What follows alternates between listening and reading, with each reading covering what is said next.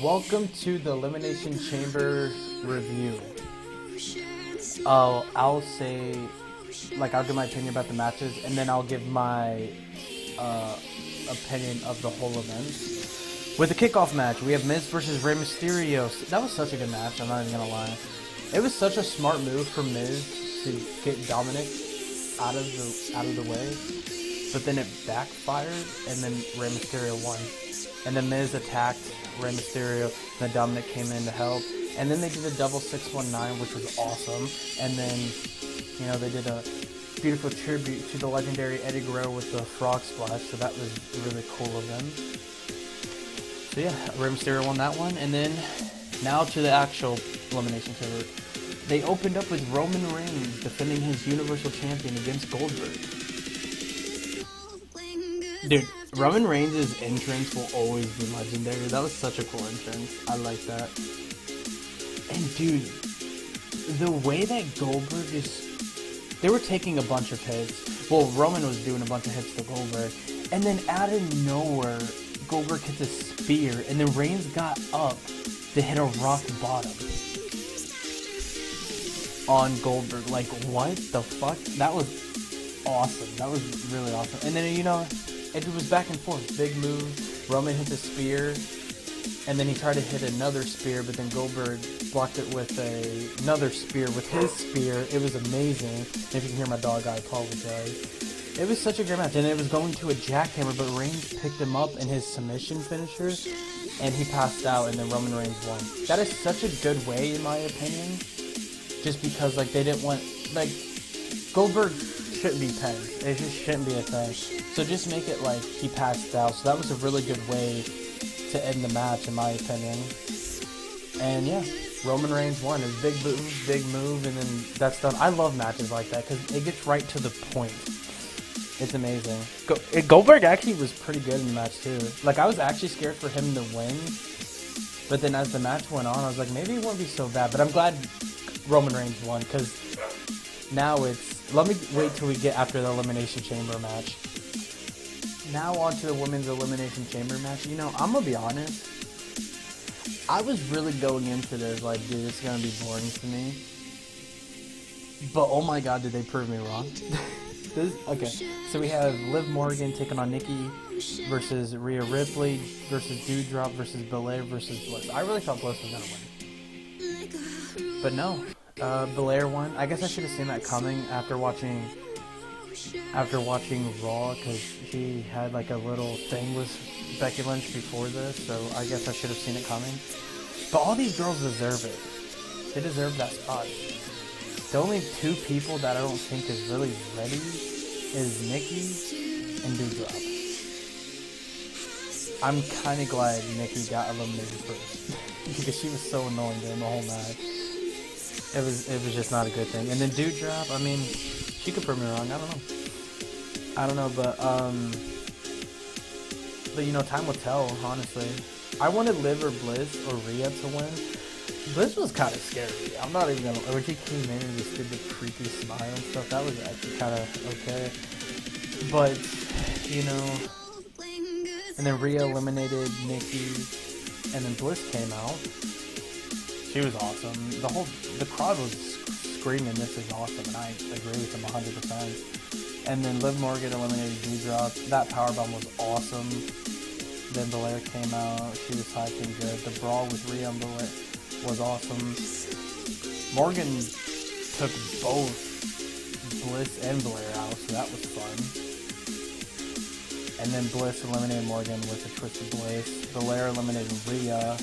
Bliss hits Rhea with DDT, and then Blair hits Rhea with her move, and then Rhea eliminated. The crowd was just freaking going off. It was amazing. The way Belair did a front flip when Bliss tried to hit her DDT, that was amazing. But GG to Belair, she deserves it for sure. And now we're on to Charlotte and Deville taking on Naomi and Ronda Rousey. I didn't know this was a stipulation, but her hand had to be tied behind her back because Deville had her arm hurt. But then to find out that was just part of their master plan, and Deville's arm was fine. Ronda was taking a beating, and then Naomi came in. She did her moves, and then she got taken out by Charlotte. And it says a lot when Charlotte had to get involved with Deville and Ronda fighting. She's just not good. I'm sorry. She's a better manager than anything. I don't know what happened to her. She was awesome with Mandy Rose, but then now it's just why? But yeah, Ronda, you really Trinity really showed the glow. She was so good in the ring, and they won. Ronda Rousey and Trinity won. They deserve it 100%. It's just this match just wasn't it for me. But at least Ronda and Trinity looked good out of it. Yeah, GG.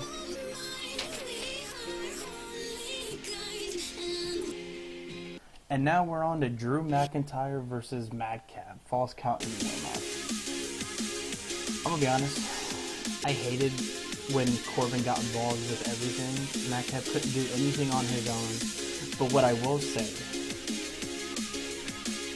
the way Madcap landed on his head after Drew McIntyre did the flip over his head thing, I got respect for Madcap because he kept the match going and he still did what he was supposed to do, but he 100% got a concussion, I'm sure of it, because he landed so hard on his head.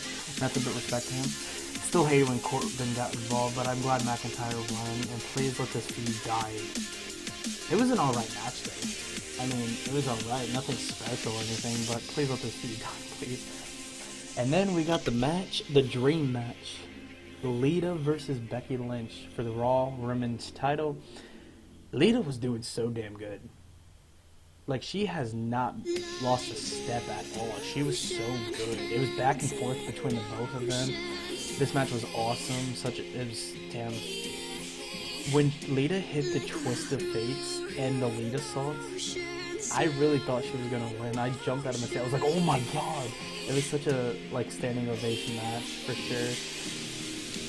But Becky Lynch hit her finisher and won. This match was actually pretty good. I really thought it was going to be bad. But Lita still has it. The crowd was awesome. Standing ovation for Lita. GG. But yeah, Becky Lynch is still the Raw Women's title. It was such a good match. I don't even care that Lita didn't win. She should have won. I think she deserves it because she's literally the reason why the women are where they're at today. And that's her and so many more icons out there, but Lita is the main one. So GG Lita. That was such a good match.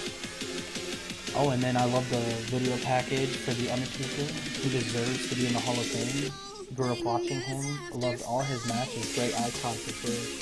He will always be an icon and a legendary person to me. He deserves it 100%. But does that mean he's going to wrestle him? That really doesn't mean anything because there's a lot of Hall of Famers that still wrestle. So I don't know. If he stays gone, I think he should stay gone. I mean, if he should visit once in a while, but not wrestle, because that last match with AJ Styles should be his last match. That was such a good match to end on. And then now, okay, this one, we have the Usos defending their SmackDown tag team against the Viking Raiders. The Usos attacked the Raiders right when they were coming down from their entrance. The Usos looked really good. They did a double super kick, and then they did a body slam, and they did a power slam, and then they were injured. There wasn't even a match at all. So I guess you can say Usos are still tag team champions. The match didn't even go on at all. I mean, it sucks because we were cheated out of a tag team match, but in the storyline and heel work, it was great for the Usos. So yeah, I guess no contest. There wasn't even a match. But at least the Usos looked hella strong there. Okay, and now we are time for the main event.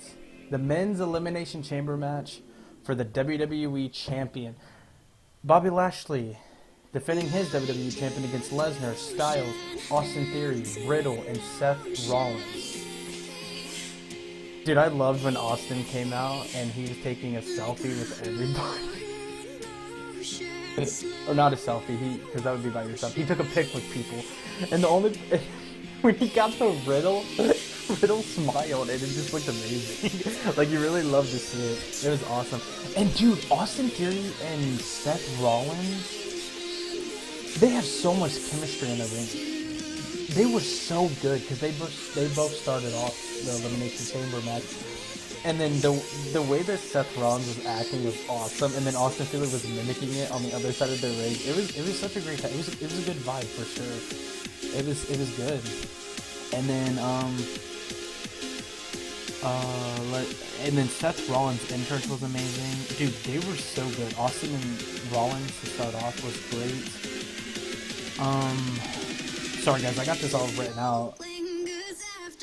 Oh, and I love Lesnar being a face so much. Like, he just smiles all the time. I thought he would be terrible at being a face, but it was awesome. You really love to see it. Rollins looked great. The way Rollins threw Austin into Lashley's pod was amazing. Great work. But then Lashley ended up hitting his head super hard on the pod. He ended up getting a concussion, so he was taken out of the match. So he didn't fight at all in this Elimination Chamber. And then we'll get to the winner and stuff. There's going to be a new WWE champion. And then, damn, I just can't believe. But then, you know, AJ came out. No, Riddle came out, and then AJ did. It was so good for the four of them. And then Lashley's thing went off. Like, he was supposed to come in, but then Lesnar's like, you know what? I'm not gonna wait. He broke down his pod and then ran into the match. He F5'd Riddle, Seth Rollins, eliminated them right away. And then when it came to, and then with AJ, he tried to fight back but couldn't and got F5 and eliminated. And the only ones in the match was Austin Theory and Brock Lesnar. Lesnar chased him around for a little bit, and then you know, he tried to fight back. He ended up punching him in the balls or whatever. And then he actually did a couple moves to Lesnar. It was pretty cool. He was really fighting back, which is really cool to see. And then Lesnar got up, and then Fury ran up, climbed the cage, and then tried to escape. But Lesnar hopped up there like a freaking monkey. It was really fast. Grabbed him, and then they were on top of the pod. He F5'd Austin off the pod as he just landed off the pod. Like, he fell off the pod. Like, it looked good. It was so great. And then Lesnar pinned him 1, 2, 3. So yeah, Lesnar won the WWE Championship. I knew it would come down to him, so I was right on that. And now at WrestleMania, we are getting a champion versus champion. I don't know if it's gonna be title for title. I don't know, but maybe. I mean, they could easily make that a stipulation as the month goes on and stuff. Because what is it, like 42 days till WrestleMania? I think that's what they said. So yeah, that was actually pretty good. I really enjoyed that. I enjoyed every match, besides the Drew McIntyre and Madcap one.